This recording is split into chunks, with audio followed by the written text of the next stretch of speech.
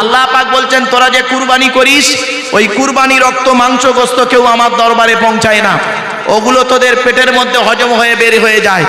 তুই কতটা আল্লাহকে খুশি করে কুরবানি করেছিস ওটাই আল্লাহর দরবারে পৌঁছে যায়। তোরে বলুন। এজন্য বাবা প্রত্যেকটা কাজে লিল্লাহিয়াত রাখবেন, আল্লাহকে খুশি করুন, বান্দার খুশি করতে যাবেন না। মনে রাখবেন আপনি আল্লাহকে খুশি করুন, সারা পৃথিবী আপনার খুশি হয়ে যাবে। আর আপনি আল্লাহকে খুশি করবেন না, সারা পৃথিবীর লোককে খুশি করে করে চলতে হবে, তেল মেরে মেরে চলতে হবে। আপনি আল্লাহকে ভয় করুন, সারা পৃথিবী আপনাকে ভয় করবে। আপনি আল্লাহর ভালোবাসুন, সারা পৃথিবী আপনাকে ভালোবাসবে। এটাই হলো ঈমান। আর আপনি আল্লাহর ভয় করবেন না, সারা পৃথিবীর ব্যক্তি বস্তুর কাছে ভয় করে করে চলতে হবে। কোনো ব্যক্তির ভয়, কোনো বস্তুর ভয়, কোনো প্রাণীর ভয়, ভয় করে করে চলতে হবে। আল্লাহ বলে তুই আমাকে ভয় কর আর প্রত্যেকটা কাজে আমাকে সঙ্গে রাখ, আমি তোর সঙ্গে আছি। লা তাহজান ইন্নাল্লাহা মা'ানা, লা তাহজান ইন্নাল্লাহা মা'ানা। ভয় করো না, আমি আল্লাহ তোমাদের সঙ্গে আছি। জোরে বলুন সুবহানাল্লাহ। বাবা এতক্ষণ আপনাদের কাছে বিভিন্ন দিক থেকে কথাগুলো বলতে চাইছি আল্লাহর ঘরে বসে আল্লাহ সম্পর্কে। এবার আসছি নবী সম্পর্কে আপনাদের একটু সংক্ষিপ্ত ধারণা দিয়ে দিই। আল্লাহর পরিচয় হলো চারটে। কটা কটা? চারটে।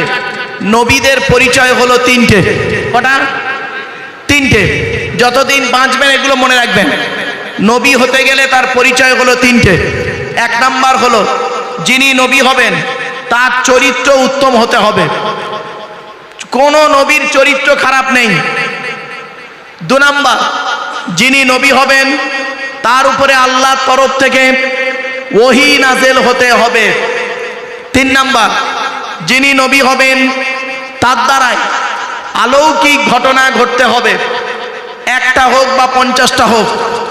পৃথিবীতে যত নবী এসেছেন প্রত্যেক নবীর মাধ্যমে আল্লাহ পাক 1 থেকে 50টার ভিতরে মুজিজা দিয়েছেন। আমার নবী বিশ্ব নবী কুল কায়নাতের রাসূল রাহমাতুল লিল আলামিন মুহাম্মদ সাল্লাল্লাহু আলাইহি সাল্লামের মাধ্যমে আল্লাহ পাক পৃথিবীতে 1000-এরও বেশি মুজিজা দিয়েছেন। তো আসুন নবী সম্পর্কে আপনাদের সংক্ষিপ্ত ধারণা একটু দিয়ে দিই। আমাদের নবীর নাম মুহাম্মদ সাল্লাল্লাহু আলাইহি সাল্লাম। তিনি কোন বংশে জন্মগ্রহণ করেছেন বলতে পারেন? কুরাইশ বংশে। নবী কোন বংশে জন্মগ্রহণ করেছেন? কুরাইশ বংশে। নবীর পরিচয়টা কি শুনে নিন।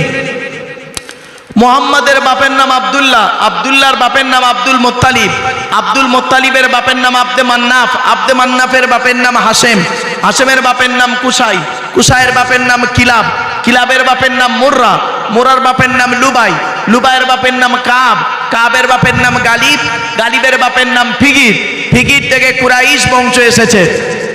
নবীর বাপের নাম আব্দুল্লাহ, মায়ের নাম আমিনা, দাদার নাম আব্দুল মুত্তালিব, দাদির নাম হলো নেতিলা বিনতে খব্বাব ব্রাকেটে ফতেমা, কেউ বলেছেন সামিরা।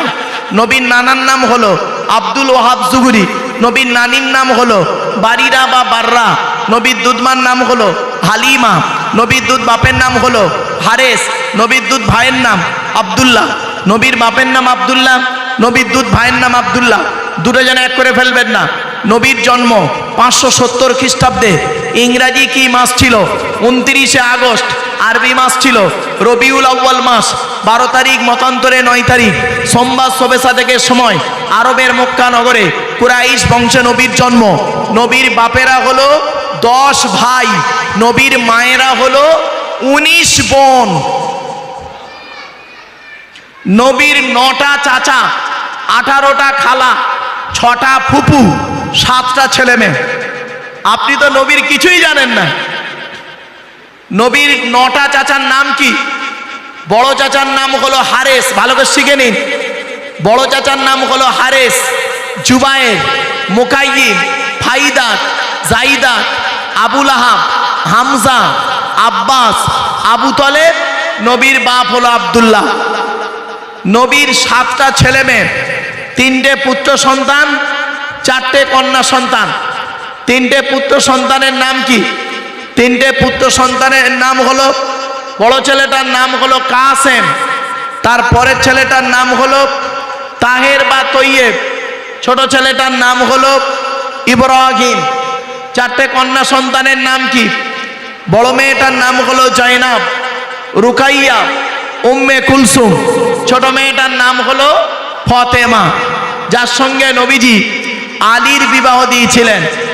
এখন একটি ছোট্ট প্রশ্ন আপনাদেরকে করি, আল্লাহর নবী হযরত আলীকে জামাই করতে গেলেন কেন? শুনে নিন, হযরত আলীর মধ্যে আল্লাহ পাক অনেক গুণ দান করেছিলেন, তার মধ্য থেকে দুটো গুণ আমি আপনাদেরকে বলছি, এখান থেকে শিক্ষা নিয়ে নিন কোন ছেলেকে জামাই করবেন।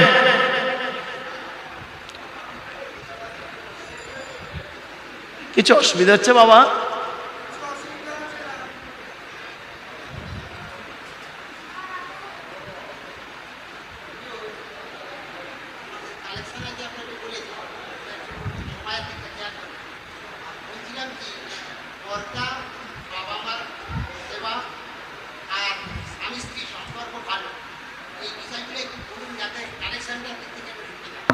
বলবো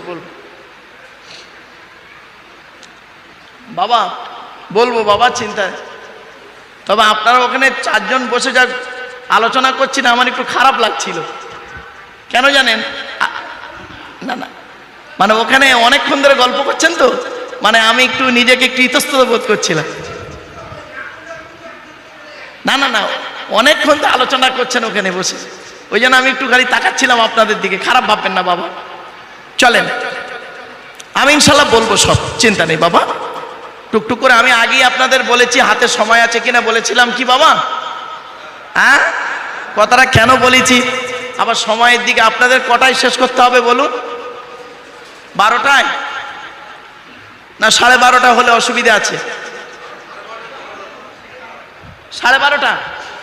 12:30 হলে হবে তো, নাকি 12টায় শেষ করবো বলুন? 12:30, ব্যাস। আমার আর কিছু বলবেন না ইনশাল্লাহ। একটু দেখেন বাবা, একটু ধৈর্যের পরিচয় দেন। চলেন প্লিজ অ্যাটেনশন, একবার দরুদ শরীফ। আল্লাহুম্মা সাল্লি আলা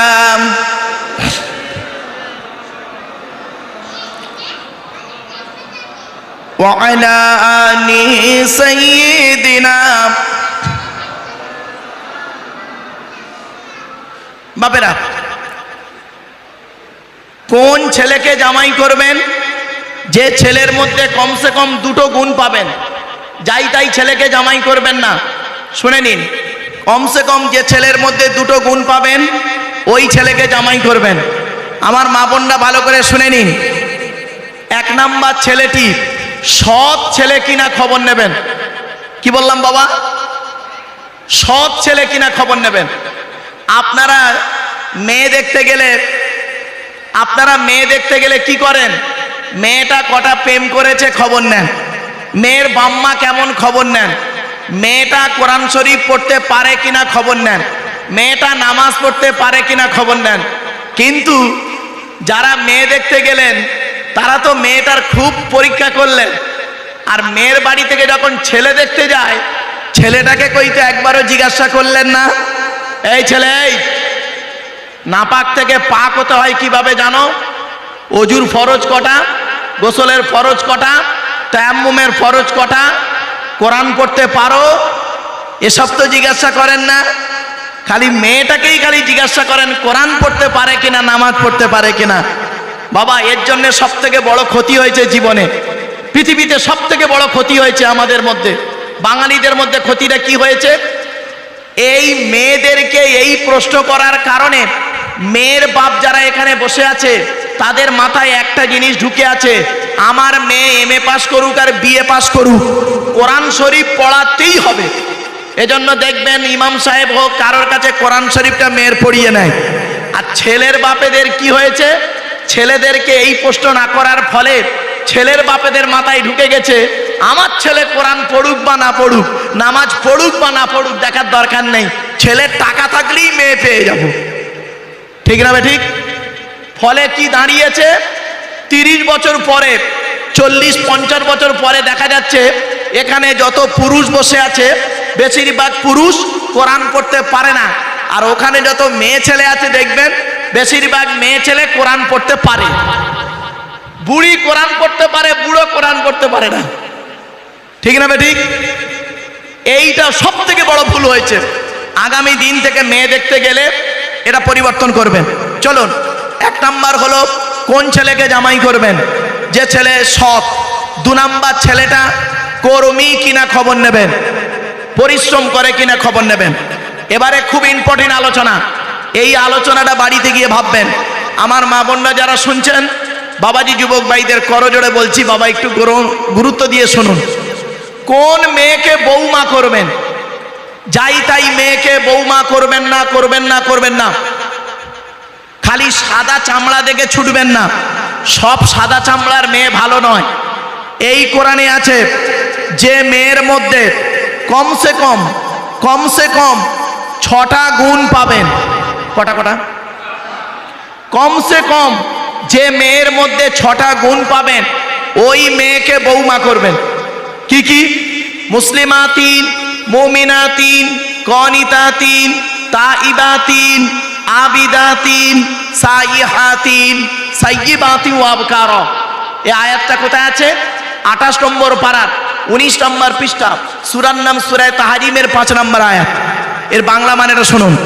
1 নাম্বার দেখবেন মেয়েটি মুসলমান কিনা খবর নেবেন। 2 নাম্বার হলো মেয়েটি বিশ্বাসী মেয়ে কিনা খবর নেবেন। 3 নাম্বারটা খুব ইম্পর্টেন্ট, কনিতাতিন, আনুগত্যশীলা মেয়ে কিনা খবর নেবেন। দূর থেকে খবর নিয়ে দেখবেন মেয়েটি ওর বাপ আর মাকে ভক্তি শ্রদ্ধা করে কিনা খবর নেবেন। দূর থেকে যদি খবর সঠিক তথ্য পেয়ে যান মেয়েটা ওর বাপ আর মাকে ভক্তি শ্রদ্ধা করে না, ও যত সুন্দরী মেয়ে হোক আর যত পিসা মলি সাহেবের মেয়ে হোক, খবরদার ওই মেয়েকে জীবনে বৌমা করবেন না। ও নিজের বাম্মাকে ভক্তি শ্রদ্ধা করে না, তোমার বাম্মার পাতে সহজে 1 থালা ভাত দিতে চাইবে না। শুনে নিন, বেশিরভাগ মেয়েদের সংসার নষ্ট হচ্ছে, বেশিরভাগ মেয়েদের সংসার নষ্ট হয় মেয়ের মায়ের কান ভাঙানিতে। ঠিক না বেঠিক? যে মেয়ের মা যত বেশি চালাক, ওই মেয়ের কপালে তত তাড়াতাড়ি তলাক। শুধু তাই নয়, যে মেয়ে দেখবেন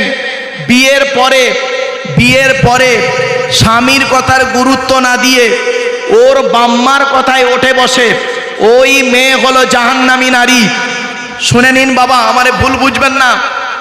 আল্লাহর নবী একদিন সাহাবীদেরকে বলছেন, তোমাদের বাড়িতে কয় শ্রেণীর মেয়ে আছে গো? সাহাবীরা বললেন, হে নবী, আমাদের বাড়িতে 4 শ্রেণীর মেয়ে ছেলে আছে। কয় শ্রেণীর মেয়ে? 4 শ্রেণীর মেয়ে ছেলে আছে আমাদের বাড়িতে আছে। কে কে? মা, বোন, মেয়ে, বউ। মা, বোন, মেয়ে, বউ। নবীজি বললেন, এই 4 শ্রেণীর মেয়ে ছেলে জান্নাতি না জাহান্নামী কি করে বুঝবে তোমরা? সাহাবীরা তো অবাক। সাহাবীরা বললেন, ইয়া রাসূলুল্লাহ, এটা কি করে বলবো? আল্লাহর নবী বললেন, শোনো, যে সমস্ত মেয়েদের মধ্যে কমসে কম এই 6টা অভ্যাস থাকবে, ওই মেয়ে ছেলে যত নামাজ পড়ুক, রোজা রাখুক, হজ করুক, জাহান্নামী, জাহান্নামী, জাহান্নামী। বাবা, আপনাদের হাতে ধরে বলে যাচ্ছি, আজকের বাড়ি যাবেন, বাড়িতে গিয়ে যদি এই 6টা অভ্যাস যদি আপনার মেয়ে, মা, বোন, বউয়ের মধ্যে থাকে, দয়া করে এটা পরিবর্তন করার চেষ্টা করবেন, নইলে কিয়ামতের মাঠে আপনাকে জবাব দিতে হবে। কি কি? 1 নাম্বার নবী বললেন, ওই মেয়ে ছেলে জাহান্নামে যাবে যে মেয়ে ছেলে স্বামীর সঙ্গে তুই তঙ্কারি করে কথা বলে, স্বামীর সঙ্গে মেজাজ দিয়ে কথা বলে। অনেক মেয়ে ছেলে আছে দেখবেন পাড়ার লোকের সঙ্গে ভালো ব্যবহার করে, কথা বলে, আর স্বামীর সঙ্গে যখন কথা বলে দেখবেন মেজাজ দিয়ে কথা বলে। ওই নারী জাহান্নামী নারী, ও নামাজ পড়লে রোজা রাখলো। 2 নাম্বার নবী বললেন, ওই মেয়ে ছেলে জাহান্নামে যাবে যে মেয়ে ছেলে স্বামীর দুর্নাম বদনাম অন্য কোনো ব্যক্তির কাছে করে বেড়ায়। অনেক মেয়ে ছেলে আছে দেখবেন 4 ছেলের মা হয়ে গেল, আজও পর্যন্ত সেই 9-এ পড়তে পড়তে যে ছেলেটার সঙ্গে প্রেম করতো, আজও তার সঙ্গে মোবাইলে ফোনে কথা বলে। তিন নাম্বার নবীজি বলেছেন ওই মেয়ে ছেলে জাহান্নামী নারী যে মেয়ে ছেলে স্বামী থাকা সত্ত্বেও অন্য পুরুষের সঙ্গে পরকীয়ায় লিপ্ত হয়। ভাষাটা বুঝতে পারলেন? ব্যভিচারে লিপ্ত হয়। অনেক মেয়ে ছেলে এমন আছে বাবা, অনেক মেয়ে ছেলে এমন আছে দেখবেন স্বামীর সঙ্গে ভালো ব্যবহার করে, আবার অন্য পুরুষের সঙ্গে তার সম্পর্ক আছে, স্বামী মনে করছে আমার বউ খুব ভালো। চার নাম্বার হলো ওই মেয়ে ছেলে জাহান্নামী নারী, খুব ইম্পর্টেন্ট শুনে নিন, যে মেয়ে ছেলে বিনা কারণে স্বামীর বিছানা ছেড়ে দিয়ে অন্য বিছানায় রাত কাটায়। অনেক মেয়ে ছেলে আছে দেখবেন 50 বছর বয়স বুড়োর বয়স 60 বছর, সুগার রুগী, হার্টের রুগী, প্রেশারের রুগী, কখন মরে কখন বাঁচে, বউ এ খবর রাখে না, বুড়োর খবর রাখে না। বুড়ি কি করে জানেন? ছোট ছেলের ঘরে ঘুমায়, খাটের উপরে ঘুমায়, নাতিটাকে নিয়ে ঘুমায়, আর তাহাজ্জুদের নামাজ পড়ে বুড়ি। আর বুড়ো ওদিকে কষ্টে মানে পানি পায় না, ওষুধ খাওয়ার লোক দেওয়ার লোক পায় না। আল্লাহর নবী বলেছেন ওই নারী জাহান্নামী, জাহান্নামী, জাহান্নামী। একজন পুরুষ 4 জনকে খুশি করলে জান্নাতি। বাবা পুরুষরা শুনে নিন, 4 জনকে খুশি করুন, আপনি জান্নাতে যাবেন। আর মেয়েদের বলে যাচ্ছি 3 জনকে খুশি করুন, জান্নাতি। পুরুষরা 4 জনকে, 1 নাম্বার পুরুষ তুমি তোমার রব আল্লাহকে খুশি করো, অর্থাৎ আল্লাহর কোরআন মোতাবেক তুমি জীবন যাপন করো। 2 নাম্বার পুরুষ তোমার নবীকে খুশি করো, নবীর হাদিস মোতাবেক, সুন্নাত মোতাবেক তুমি নবীর তরিকায় জীবনটাকে গড়ো। 3 নাম্বার পুরুষ তুমি তোমার পিতা জন্মদাতা বাপকে খুশি করো। আসছি বাম্মার আলোচনায় আসছি, বাবা দাঁড়ান। তুমি তোমার জন্মদাতা বাপকে খুশি করো। 4 নাম্বার পুরুষ তুমি তোমার পেটে ধরা মাকে খুশি করো। এই 4 জনকে যদি কোনো পুরুষ খুশি করতে পারে হকের উপরে, ওই পুরুষ জান্নাতি, জান্নাতি, জান্নাতি। একজন মেয়ে ছেলে 3 জনকে খুশি করলে জান্নাতি। 1 নাম্বার নারী, মা বোনরা শুনে নিন, আপনি আপনার রব আল্লাহকে খুশি করুন, অর্থাৎ কোরআন মোতাবেক জীবন যাপন করুন। কোরআনে যেভাবে আল্লাহ পাক চলতে বলেছে, হাদিসে যেভাবে নবীজি চলতে বলেছে সেইভাবে চলুন। মনে রাখবেন পর্দাটা হলো নারীর একটা বিধান। যে নারী বেপর্দায় চলে আল্লাহর গজব পড়বে ওই নারীর উপরে। দাঁড়ান আসছি একটা করে। এরপরে আসছি নারী আল্লাহকে খুশি করো, কোরআন মোতাবেক জীবন যাপন করো। নারী নবীকে খুশি করো, নবীর কথা মোতাবেক সুন্নাত মোতাবেক জীবন যাপন করো। 3 নাম্বার নারী স্বামীকে খুশি করো। হকের উপরে যদি কোনো স্বামী তার স্ত্রীর উপরে নারাজ থাকে, আল্লাহ নারাজ হয়ে যাবে। আর হকের উপরে যদি কোনো স্বামী তার স্ত্রীর উপরে খুশি থাকে, আল্লাহ খুশি হয়ে যাবে। ধরে বলুন। এবার আসছি শুনে নিন। 4 নাম্বার হলো ওই মেয়ে ছেলে জাহান্নামী নারী, যে মেয়ে ছেলে বিনা কারণে স্বামীর বিছানা ছেড়ে দিয়ে অন্য বিছানায় রাত কাটায়। 5 নাম্বারটা খুব ইম্পর্টেন্ট। কি? ওই মেয়ে ছেলে জাহান্নামী নারী, যে মেয়ে ছেলে স্বামীর পরিবারের সঙ্গে খারাপ আচরণ করে। এখানে অনেক মা বোন আছে দেখবেন পাড়ার লোকের সঙ্গে ভালো আচরণ করে, স্বামীকে খুব ভালোবাসে, স্বামীকে অনেক মেয়ে ছেলে খুব ভালোবাসে, কিন্তু স্বামীর পরিবারকে ভালোবাসে না, স্বামীর বাম্মাকে দেখতে পারে না, স্বামীর ভাই বোনকে দেখতে পারে না। ওই নারী হলো জাহান্নামী নারী। 6 নাম্বার হলো ওই মেয়ে ছেলে নামাজ পড়ে রোজা রেখে জাহান্নামায় যাবে।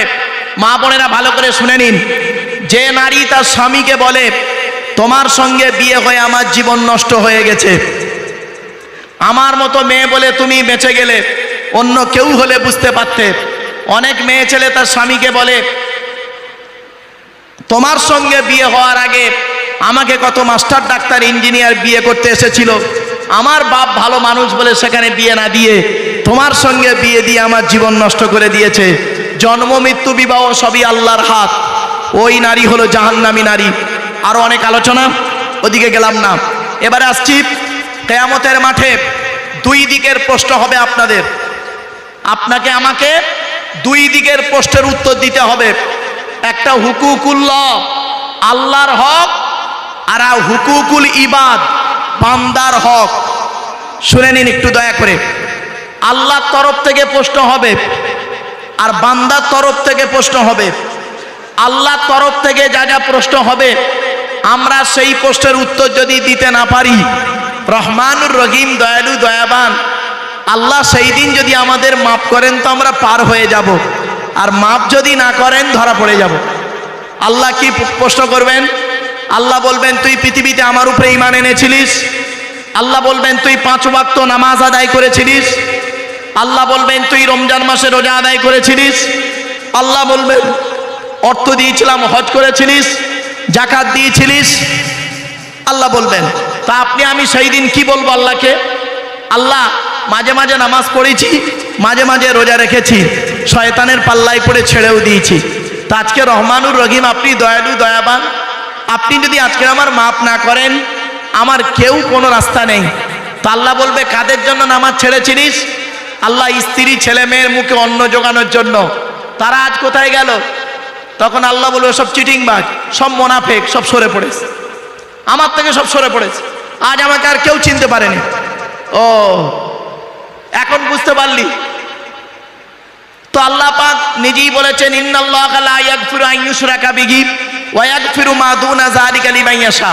আল্লাহ শিরককারীর গুনাহ মাফ করবে না, বাকি গুনাহ মাফ করলে করতে পারে। এবার আসছি বান্দার তরফের প্রশ্ন। শুনে নিন, বান্দার তরফের প্রশ্ন। বান্দার তরফের প্রশ্ন হবে পুরুষদের। পুরুষদের প্রশ্ন হবে 10 রকম। করকম? জোরে বলুন। এই 10 রকমের প্রশ্ন আজকের বাড়ি থেকে খুঁজে বের করবেন। আমি আপনাদের বলে যাচ্ছি বাবা, পুরুষদের বলে যাচ্ছি, এই 10 রকম উত্তর যদি আপনি খুঁজে পান, কাল সকালবেলা ঘুম থেকে উঠে বলবেন, ইনশাল্লাহ আমি জান্নাতি।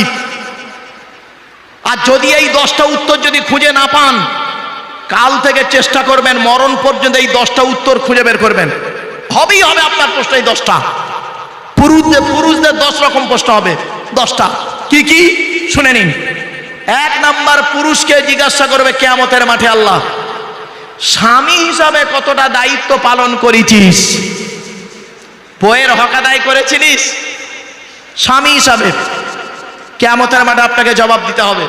আল্লাহর নবী বলেছেন, এই স্বামীরা, তোমরা তোমাদের স্ত্রীদের 17টা শিক্ষা দান করবে কমসে কম। কটা কটা? তা বউকে কটা শিক্ষা দিয়েছেন? একটাও তো দেননি বাবা, আফসোস লাগে। চলুন একটা ছোট্ট উদাহরণ দিয়ে দিই। মা বোন যারা ওয়াজ শুনছেন, ভালো করে শুনে নিন। আপনারা এখানে যারা মেয়ের বিয়ে দিয়েছেন, তারা শ্বশুর হয়েছেন, আর আল্লাহর নবী তার মেয়ের বিয়ে দিয়েছেন, তিনিও শ্বশুর হয়েছেন। চলুন, আপনি একজন শ্বশুর, আল্লাহর নবী একজন শ্বশুর। এই 2 শ্বশুরের পার্থক্য কতটুকু দেখি। আপনি আপনার মেয়েকে যেদিন শ্বশুর বাড়ি পাঠিয়েছিলেন, কি কি বলেছিলেন, কি কি দিয়েছিলেন? আর নবীজি তার মেয়ে ফাতেমাকে যেদিন শ্বশুর বাড়ি পাঠিয়েছিলেন, কি কি দিয়েছিলেন, কি কি বলেছিলেন? দয়া করে একটু শুনে নিন। নবীজি, আচ্ছা, আপনি আপনার মেয়েকে শ্বশুর বাড়ি যখন পাঠিয়েছেন, কি দিয়েছেন? খাট, গদি, ড্রেসিং টেবিল, আলমারি, খাটের সঙ্গে 2টো ছোট ছোট মাথার বালিশ, বিশাল বড় একটা ঠ্যাং বালিশ, দান সাজ ইত্যাদি দিয়েছেন। বাহ। নবীজি কি দিয়েছেন? নবীজি মা ফাতেমাকে 2টো জামা দিয়েছিলেন, একটা জাঁতা দিয়েছিলেন, একটা খেজুর পাতার চাটাই দিয়েছিলেন, একটা কম্বল দিয়েছিলেন, একটা চামড়ার বালিশ দিয়েছিলেন, যাই হোক একটা পানির কলসি দিয়েছিলেন। এবার আপনি আপনার মেয়েকে শ্বশুর বাড়ি যখন পাঠিয়েছেন, কি বলেছিলেন? মেয়েটি যখন শ্বশুর বাড়িতে যাচ্ছিল, জীবনের প্রথম বরের গাড়িতে যখন উঠছিল, মেয়েটি তখন কেঁদে কেঁদে আপনার গলা জড়িয়ে খুব কাঁদছিল। আপনি মেয়েটিকে কি বলেছিলেন মনে আছে আপনাদের? কাঁদিসনি মা, কাঁদিসনি, কাঁদিসনি মা, কাঁদিসনি, কাল সকাল সকাল আমরা যাচ্ছি। তুই সকালবেলা গিয়ে কি করবি? তুই তো খেয়ে চলে আসবি। রাগ করবেন না। আর নবীজি তার মেয়েকে কি বলেছিলেন শুনে নিন। মা বোনেরা বাড়িতে গিয়ে ভাববেন, নবীজি তার মেয়েকে কি বলেছিলেন। মা ফাতেমা যেদিন আলীর বাড়ি যাচ্ছেন, শ্বশুর বাড়ি যাচ্ছেন, সেদিন নবীজিকে বলছেন, আব্বা জান, আপনি আমার মা, আপনি আমার মা। বাপ, মা তো বহুদিন আগে চলে গেছে খাদিজা, আমি আজ শ্বশুর বাড়ি যাচ্ছি, আপনি কিছু উপদেশ দিন। নবীজি ফতেমাকে একটা কথা বলেছিলেন, এই গ্রামের মেয়েদের বলে যাচ্ছি, যদি মানুষের চামড়া গায়ে থাকে এইটা থেকে শিক্ষা নিয়ে নিন, এর থেকে আর বেশি বলতে পারবো না। নবীজি বললেন, ফতেমা, ফতেমা, আলীকে দ্বিতীয়বার ডাকতে যেন না হয়। কি বলল? আলীকে দ্বিতীয়বার ডাকতে যেন না হয়। তার মানে কি? এক ডাকে সাড়া দেবে, এক ডাকে সাড়া দেবে। তো মা ফতেমা যতদিন সংসার করেছেন আলী এক ডাকে সাড়া দিতেন। একদিনের একটা ছোট্ট ঘটনা 1 মিনিটের মধ্যে বলে দিচ্ছি, শুনে নিন। আল্লাহর নবীর দরবার থেকে হযরত আলী গভীর রাতে বাড়ি ফিরেছেন। রাস্তায় আস্তে আস্তে মনে মনে ভাবছেন, ছি, আজকের অনেক রাত করে ফেললাম নবীর দরবার থেকে বাড়ি যেতে। ফতেমা, হাসান হোসাইন কিনা ভাবছে। বাড়িতে এসে দরজায় এসে বালাটা ধরে ফতেমা বলে একবার ডেকেছেন, সঙ্গে সঙ্গে মা ফতেমা লাব্বাইক বলে দরজাটা খুলে দিয়েছে। তখন হযরত আলী ফতেমাকে বলছে, ফতেমা, আমার জন্য তোমাকে রাত জেগে বসে থাকতে হবে না। কাল থেকে তুমি কি করবে? তুমি খেয়ে নেবে, হাসান হুসাইনকে খাইয়ে ঘুম পাড়িয়ে দিয়ে তুমিও ঘুমিয়ে পড়বে। আমি যখন নবীর দরবার থেকে আসবো, এসে খাওয়া দাওয়া করে ঘুমিয়ে পড়বো। মা ফতেমা কি বলেছিলেন শুনে নিন। এটা হলো আমার মায়ের স্বভাব, বাপের অর্ডার। মায়ের স্বভাব, বাপের অর্ডার। তখন আলী বললেন, মায়ের স্বভাবটা কি? তখন উনি বললেন, আমরা 4 বোন, জয়নাব, রুকাইয়া, উম্মে কুলসুম, ছোট মেয়ে আমি ফতেমা। আমি আমার মা খাদিজাকে দেখেছি। আমার মা আমাদের 4 বোনকে খাইয়ে শুইয়ে দিয়ে আমার মা খাদিজা, আমার আব্বাজান যতক্ষণ না বাড়ি আসছে ততক্ষণ দরজা লাগিয়ে আল্লাহ আল্লাহর জিকির করেছেন। আব্বাজান বাড়ি এসে যখন খাদিজা বলে একবার ডাকতেন, লাব্বাইক ইয়া রাসূল আল্লাহ বলে দরজা খুলে দিতেন। এই অভ্যাসটা আমি মায়ের থেকে শিখে নিয়েছি। আপনার বউ আপনার জন্য অপেক্ষা করে, তা আপনার মেয়ে আপনার জামাইয়ের জন্য অপেক্ষা করবে কি করে? আপনার ডাইসটাই তো খারাপ, আপনার ডাইসটাই তো খারাপ। আপনার মেয়ের নাম রেখেছেন ফতেমা, মনে করেছেন আমার মেয়ের নাম ফতেমা আর নবীর মেয়ের নাম ফতেমা, কিয়ামতের মাঠে ফতেমার সঙ্গে জান্নাতে যাবে ভাবলেন? এত সহজ ভাবলেন নাকি? আমার মা বোনেরা শুনে নিন, ফতেমা এতটাই পর্দা করতেন, মা ফতেমা এতটাই পর্দা করতেন, মারা যাবার দিন স্বামীকে বলছেন, প্রাণের স্বামী, আমি মারা গেলে রাতের বেলা আমাকে দাফন করবেন, আমার লাশটা যেন কেউ বেশি লোকজন না দেখতে পায়। কেন? অনেকে জানতে পারবে নবীর বেটি ফতেমা এতটা লম্বা ছিল, এতটা মোটা ছিল, এই ছিল তাই ছিল, অনেক ধারণা করবে, তাও যেন দেখতে না পায়। ভাবতে পেরেছেন? আর আপনার মেয়ে কি করে? আপনারা কি করেন মেয়ে ছেলেরা? বাইরে বেরোলে বেপর্দাভাবে চলেন।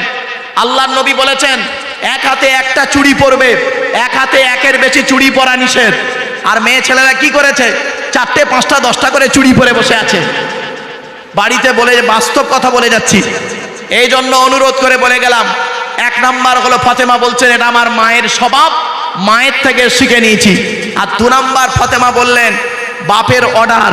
যেদিন আপনার বাড়িতে আসছিলাম আমার আব্বা বলেছিলেন, ফতেমা, আলীকে দ্বিতীয়বার ডাকতে যেন না হয়, তাই মরণ পর্যন্ত আমি চেষ্টা করব বাপের আদেশটাকে মেনে নিতে।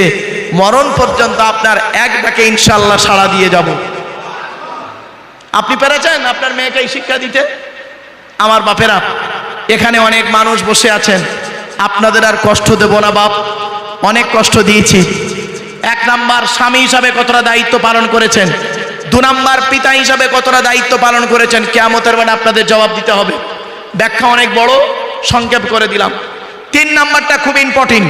ওই বাবাজি যা বলছিলেন, ছেলে হিসাবে কতটা দায়িত্ব পালন করেছো, বাপের হক আদায় করেছো। আল্লাহ পাক কোরআনে বলেছেন, ইয়াসআলুনাকা মাযা ইউনফিকুন কুল মা আনফাকতুম মিন খায়রিন ফালিল ওয়ালিদাইনি ওয়াল আকরাবিন। আল্লাহ পাক বললেন, নবী, তোমাকে ওরা প্রশ্ন করছে টাকা পয়সা কোথায় ব্যয় করলে আল্লাহ খুশি হবে। নবী তুমি বলে দাও, কুল মা আনফাকতুম মিন খায়রিন ফালিল ওয়ালিদাইনি ওয়াল আকরাবিন। টাকা পয়সা সর্বপ্রথম তোমরা তোমাদের বুড়ো বুড়ি বাম্মার পিছনে ব্যয় করবে। টাকা পয়সা সর্বপ্রথম তোমরা তোমাদের বুড়ো বুড়ি বাম্মার পিছনে ব্যয় করবে, আল্লাহ খুশি হয়ে যাবে। আর আপনারা কি করেছেন? গাছের প্রথম ফলটা অন্য লোককে খাইয়েছেন, পুকুরের প্রথম মাছটা, বড় মাছটা অন্য লোককে খাইয়েছেন। লজ্জা করে না? জন্মদাতা বাপকে খাওয়াবেন, পেটে ধরা মাকে খাওয়াবেন। আগে ভালো ছেলে হন, পরে ভালো জামাই হবেন। আমরা ভালো জামাই হয়েছি, আগে ভালো ছেলে হতে পারিনি। আমার শ্বশুর আমাকে বলে আমার জামাই খুব ভালো, আর আমার বাপ আমাকে বলে আমার ছেলে জন্ম দিয়েছি, ওরম ছেলে জন্ম দেওয়ার থেকে না দেওয়াই ভালো। তাহলে আগে ভালো ছেলে হন, পরে ভালো জামাই হবেন। অনেকে আছে দেখবেন মাকে খেতে দেয় না, শ্বশুরের শাশুড়ির হজেনে যাচ্ছে। মার ভাত দেয় না, শাশুড়ির হজেনে যাচ্ছে। শুনে নিন, আল্লাহর নবীর কাছে একজন যুবক ছেলে এসে বলছেন, হুজুর আমি যুদ্ধের ময়দানে গিয়েছিলাম, এসে দেখছি আমার মা মারা গেছে, আমি এখন কি করব? নবীজি বললেন, শোনো, তুমি তোমার মায়ের জন্য দুটো কাজ করবে। এক নাম্বার হলো তুমি তোমার মায়ের জন্য রুহে মাগফিরাতের দোয়া চাইবে, আল্লাহ যেন তোমার মাকে ক্ষমা করে দেয়। দু নাম্বার, তুমি তোমার মায়ের জন্য দান খয়রাত করবে, কবরে শুয়ে শুয়ে সওয়াব পাবে। আপনারা বাপের নামে দান করেছেন? মায়ের নামে দান করেছেন? আপনি বাপে রেখে যাওয়া সম্পত্তি ভোগ করছেন, বাড়ি থেকে ভাববেন। আর একজন ব্যক্তি বলছেন, ইয়া রাসূলুল্লাহ আমি যুদ্ধের ময়দানে শহীদ হতে চাই। নবীজি বললেন, ক্বালা হাইয়ুন আবওয়াকা, তোমার বাপ আর মা কি বেঁচে আছে? ছেলেটা বলল, জি হ্যাঁ আমার বাম্মা বেঁচে আছে। নবীজি বললেন, ক্বালা পাপিগিমা পাজাগি, চলে যাও, তুমি তোমার বাম্মার সেবা যত্ন করো, তোমার বাপ আর মা যদি খুশি হয়ে যায় তুমি শহীদের মর্যাদা পেয়ে যাবে। আমার বাপেরা, বাম্মার নামে দান খয়রাত করুন। বাপ আর মাকে কোনোদিন কাঁদাবেন না। যাদের বাড়িতে বৃদ্ধ পিতামাতা বেঁচে আছে তাদের বাড়িতে আল্লাহর রহমত এখনো ঝরে ঝরে পড়বে। আর যাদের বাম্মা চলে গেছে তারা কি করবে? আল্লাহর নবী বলেছেন, মান যারা কবরা আবাওয়াইহি আও আহাদিহিমা ফি কুল্লি জুমাতিন গুফিরা লাহু ওয়া কুতিবা লাহু বারাআ। নবী বলেছেন, জুম্মার দিনে যদি কোনো ছেলে তার বাপ আর মায়ের কবরটা একটু জিয়ারাত করে, ছেলের দোয়ার ওসিলায় বাম্মার কবরটাকে আল্লাহ আলোয় আলোকিত করে দেয়। বাম্মার কবর শুক্রবারে জিয়ারাত করেন, বাম্মার নামে দান খয়রাত করেন, বাম্মার নামে ফকির খাওয়াতে পারেন না? অনুরোধ করে বলে যাচ্ছি, এই কোরআনে আছে আল্লাহর নবীদের পরই স্থান হলো বাপ আর মায়ের। এজন্য বাম্মাকে খুশি করুন। যাদের বাম্মা বেঁচে আছে তারা এখনো বাম্মার সেবা করুন। যেদিন আপনার বাম্মা চলে যাবে সেদিন আপনি বুঝতে পারবেন জীবনে কি হারিয়েছি। তাই বাপ চলে গেছে, মা চলে গেছে, ভাই চলে গেছে, বোন চলে গেছে, দাদা দাদি, নানা নানি, খালা খালু, ফুপা ফুপু, মামা মামি, শ্বশুর শাশুড়ি চলে গেছে। একজন ব্যক্তি কে আছে? এই মসজিদে আল্লাহর ঘরে একটা দরজা বাকি আছে। দরজা নাকি বাবা? দুটো দরজা বাকি আছে বাবা। একটা দরজা দেবে একজন ব্যক্তি কে আছে? বাপের নামে, মায়ের নামে, দাদা দাদি, নানা নানি, আত্মীয়দের নামে। আল্লাহর কাছে খাস করে তার নাম ধরে আমরা সবাই দোয়া চাইব। বাবা আল্লাহর হস্তে একটু দেন, আল্লাহর ঘরে দেন। আল্লাহ রাসূল বলেছেন, মান বানা মসজিদান বানাল্লাহু লাহু বাইতান ফিল জান্নাহ। পৃথিবীতে যদি কোনো ব্যক্তি একটা মসজিদ তৈরি করে যায় সে যেন জান্নাতে একটা ঘর তৈরি করে গেল। জোরে বলুন সুবহানাল্লাহ। আমার বাপেরা, একজন ব্যক্তির কাছে চাইছি, একজন ব্যক্তিকে দেবে বাপের নামে, মায়ের নামে, দাদা দাদি, নানা নানির নামে। মা বোনেদের কাছে যান, আমার মায়েরা বোনেরা দেবে। মা বোনেদেরকে বলি, মায়েরা বোনেরা, স্বামী কি জিনিস মূল্যায়ন করুন, স্বামীর নামে দান খয়রাত করুন। শ্বশুর শাশুড়ির নামে, দেওরের নামে, ভাসুরের নামে, জায়ের নামে, ননদের নামে আপনি দান খয়রাত করুন। আপনার মা বাপ ভাই বোনের জন্য দান করুন, আল্লাহর ঘরে দান করুন। বাবা একজন ব্যক্তির কাছে আমি চাইছি একটা দরজা, দুটো দরজা লাগবে। আল্লাহর কোনো ব্যক্তি আছে, আল্লাহর বান্দা আছে, একটু বলি ভাই মহব্বতের সঙ্গে একটু আল্লাহর রাস্তে দিই। বাপের একজন ব্যক্তি একটু হাতটা তুলুন না, একটা দরজা দেবে যে হুজুর আমি ইনশাল্লাহ একটা দরজা দেবো। একজন ব্যক্তি একটু হাতটা তুলুন না বাবা, আল্লাহর রাস্তে একটু দুটো দরজার জন্য আপনাদের কাছে ভিক্ষা চাইছি। বাবা দেন, আল্লাহ আপনাদের দান কোনোদিন বিফলে দেবে না। আল্লাহ পাক কোরআনে বলেছেন, আল্লাযীনা ইনফিকুনা আমওয়ালাহুম বিল্লাইলি ওয়ান নাহারি সিররান ওয়া আলানিয়াতান ফালাহুম আজরুহুম ইনদা রাব্বিহিম ওয়ালা খাউফুন আলাইহিম ওয়ালা হুম ইয়াহজানুন। আল্লাহ বলেছেন, যারা তাদের টাকা পয়সা ধনসম্পদগুলোকে আল্লাহ রাস্তায় দান করে, রাতের বেলা দান করে, দিনের বেলা দান করে, গোপনে দান করে, প্রকাশ্যে দান করে, ফালাকুম আজরুকুম ইনদা রাব্বিহিম, আমি আল্লাহ আমার কাছে রয়েছে তাদের জন্য উত্তম বদলা। লা খাউফুন আলাইহিম ওয়ালা হুম ইয়াহজানুন, তাদের কোনো ভয় নাই, তাদের কোনো চিন্তা নাই। বাপেরা, একজন ব্যক্তি একটু মেহরবানি করে হাতটা তুলুন না, যে হুজুর আমি একাই একটা দরজা দেবো। দুজন ব্যক্তি দুটো দরজা দিলেই হয়ে যায়। দরজাটার জন্য খুব অসুবিধা হচ্ছে বাবা। আল্লাহর ঘরের দরজা যদি না থাকে অনেক সমস্যার সম্মুখীন হতে হয়। তাই বাবা, আপনাদের কাছে আমি ভিক্ষা চাইছি আল্লাহর ঘরের জন্য। বাবা, বাপ চলে গেছে, মা চলে গেছে, আত্মীয়দের নামে একজন ব্যক্তি কে আছে অন্তত 10,000 টাকা দেবে। 10,000 টাকা একটু মেহরবানি করে দেন না। আল্লাহ আপনাদের অনেক দিয়েছে, টাকা পয়সা ধন সম্পদ অনেক দিয়েছে, জরি দর্জি ফুল মেশিনের কাজ, অনেক দিক থেকে আপনারা ইনকাম করেন, অনেক রকমের ব্যবসা আছে। আল্লাহর রাস্তায় একটু দেন। 10,000 টাকা চাইছে আপনাদের কাছে। একজন ব্যক্তি কে আছে আল্লাহর রাস্তায় দেবে? একজন ব্যক্তি 10,000 টাকা দেবে। একজন ব্যক্তি কে আছে বাবা? একটু মেহরবানি করে দেন না বাবা। আল্লাহ যেন দানকে কবুল করেন। আঙ্গুর গাজী কার নামে? আঙ্গুর গাজী বাবা মা দিয়েছে আব্বা মায়ের নামে 10,000 টাকা। নারায়ে তাকবীর, নারায়ে তাকবীর, নারায়ে তাকবীর, নারায়ে তাকবীর, আল্লাহু আকবার। আল্লাহ দানকে কবুল করে নিন। আল্লাহ তার হায়াতে তৈয়বা দান করুক, তার শরীরকে ভালো রাখুক, ইমান আমলে বরকত দান করুক। আল্লাহ পৃথিবীতে যে কদিন বাঁচিয়ে রাখবে ইমানের সহিত আল্লাহ যেন তাকে রাখে। বলুন আল্লাহুম্মা আমিন। বাবা, আমার এই বাবাজির সঙ্গে আর একজন ব্যক্তি কে আছে 10,000 টাকা দেবে, খাস করে দোয়া চাইব। আর একজন ব্যক্তি কে আছে বাপের নামে মায়ের নামে 10,000 টাকা দেবে বাবা, খাস করে দোয়া চাইব। ও বাবা, 10,000 টাকা চাইছি, আল্লাহর রাস্তায় একটু দেবেন, আল্লাহ যেন দানকে কবুল করেন। 10,000 টাকা চাইছি, একটু মেহরবানি করে হাতটা তুলুন না বাবা। 10,000 টাকা। মনে রাখবেন, সারা দিনে বিড়ি তেরেঙ্গা খৈনি গুটকা শান্তি অশান্তি বিমল সিগারেট পান এই সব খেতে দেখবেন ওর চলে যায় 100 টাকা। ওর চলে যায় 100 টাকা। মাসে ওর এমনিতেই হয়ে যায় তো 3,000 টাকা। ওর মাসে এমনিতেই 3,000 টাকা হয়ে যায়, আর 12 মাসে হয়ে গেলে 36,000 টাকা। ভেবে দেখেছেন? যেটা খেলে কোনো নেকি নেই, উল্টা আরো ক্ষতি, আরো গোনা। আমার বাবা, দয়া করে মেহরবানি করে একটু দেন। আর একজন ব্যক্তি কে আছে আল্লাহর রাস্তায় দেবে? বাবা, 10,000 দিতে কষ্ট হলে 5,000 টাকা দেন তো দেখি। 5,000 টাকা একজন ব্যক্তি দেন। একজন ব্যক্তি দেন একটু তাড়াতাড়ি। 5,000 টাকা আল্লাহর রাস্তায় দেন। আল্লাহ দানকে কবুল করবে। মা বোনেরা, মায়েরা বোনেরা, আল্লাহর রাস্তায় 5,000 টাকা, 10,000 টাকা, 5,000 টাকা, 2,000 টাকা আল্লাহর রাস্তায় দেন। বাপেরা, বেশি নয়, আমি 2,000 করে আমি চাইছি। হাত তুলুন তো দেখি। আল্লাহর রাস্তায় হাতটা তুলি ভাই। কি নাম বাবা? আলতাফ জমাদার। কার নামে বাবা?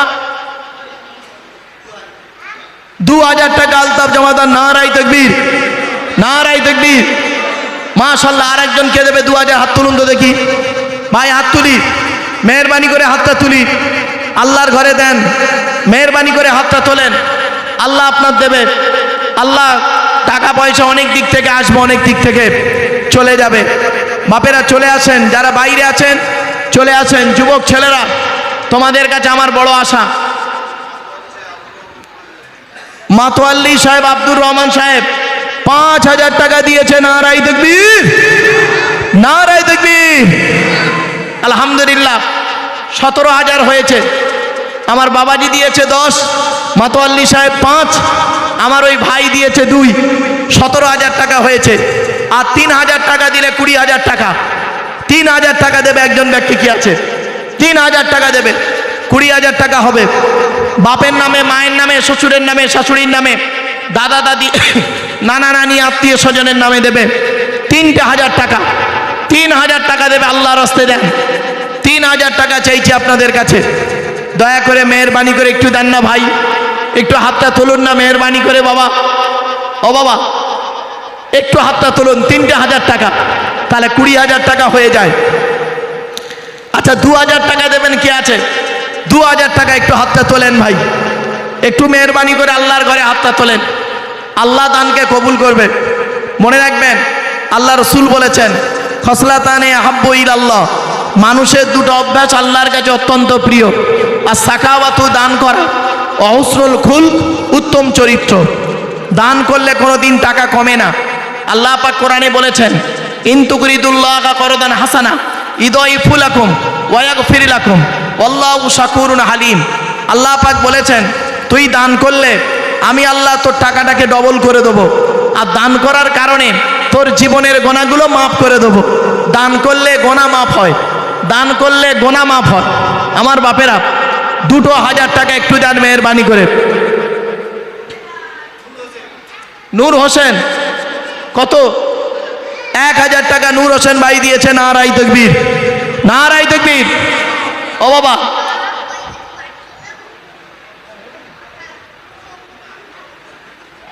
আমার বাপেরা 18,000 টাকা হয়েছে। বাবা 1,000 করে হাত তুলুন তো, 1,000 করে হাত তুলুন, হাত তুলুন, তুলুন না মেহেরবানি করে। 1,000 টাকা আল্লাহর ঘরে দিতে পারবেন না? আল্লাহ আপনাদের কত টাকা দিয়েছে? আল্লাহ শোনেন, একটা ছোট্ট ঘটনা বলি। আল্লাহর নবীর এক ব্যক্তি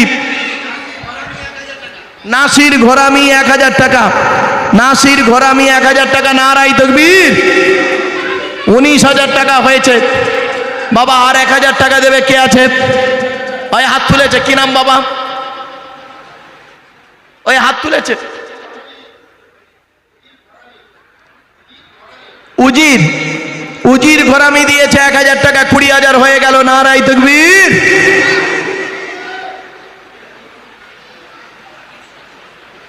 ও বাবা আর একজন ব্যক্তিকে দেবে 21,000 টাকা হবে। আল্লাহর রাস্তায় দেন। আল্লাহর নবীর যুগে এক ব্যক্তি ছিল, লোকটার নাম ছিল সালাবা। লোকটার নাম কি?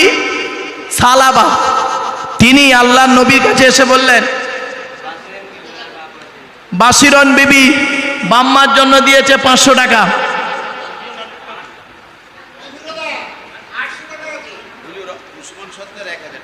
উসমান সর্দার 1,000 টাকা।